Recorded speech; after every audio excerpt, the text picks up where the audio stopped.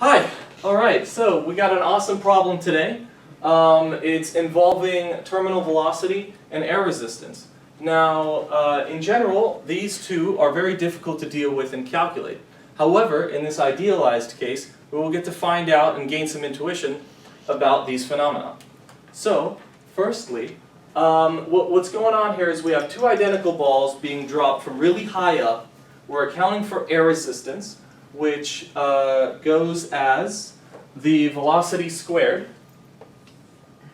And we are tasked with finding out the ratio of both of their terminal velocities. Now, the way to do this is an appeal that you've probably seen a lot, and that is due to the net forces. We want to look at what are the net forces doing. Well, what does terminal velocity mean? That means it has stopped accelerating. Therefore, our sum of over all the forces is 0. But what are these forces? Well, first, there's that due to gravity pulling it downwards, mg, and then minus that of the air resistance. Well, the air resistance is some proportionality constant alpha. Now, in the real world, this depends on the shape of the ball and other factors, like what's in the air. But we'll just treat it as a constant here. Times v squared, and this equals 0. So, if I now solve for v, what we will get is we will get mg equals alpha v squared.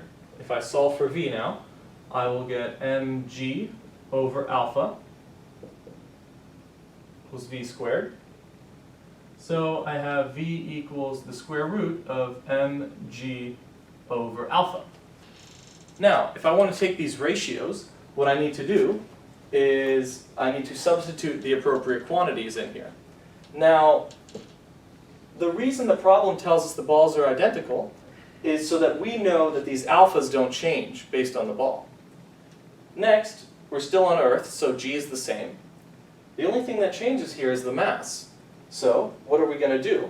We will take Vh to be V heavy, and that is the square root of 3 times m light times g over alpha, and V light is the square root of m light over alpha, like this. And now if we take their ratios, notice this is the square root of 3 times V light. Hence, this ratio is the square root of 3.